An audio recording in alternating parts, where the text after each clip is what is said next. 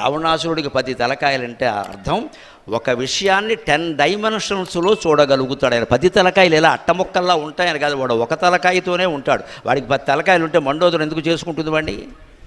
అందుకని ఈయన కూడా 10 డైమెన్షన్స్ అంటే మీరు ఒక రోడ్డు మధ్యలో నుండి నేల మీద నిలబడి చూడండి, ఈ పక్క వాళ్ళు కనిపిస్తారు మీకు కొద్దిగా, ఈ పక్క వాళ్ళు కనిపిస్తారు.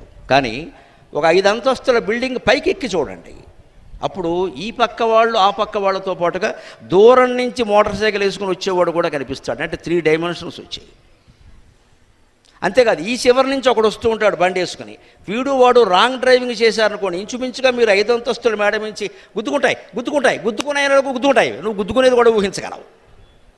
అంత దృష్టి నీకెక్కడి నుంచి వచ్చింది మహానుభావ? 5 అంతస్తుల మేడ మీద చూసావు కాబట్టి. రావణాసురుడు అలాగా ప్రతి లోకాన్ని ప్రతి విషయాన్ని 10 అంతస్తుల మేడ నుంచి చూడగలడు. అది 10 డైమెన్షన్స్ అంటే అర్థం, దశగ్రీవుడు అంటే అర్థం.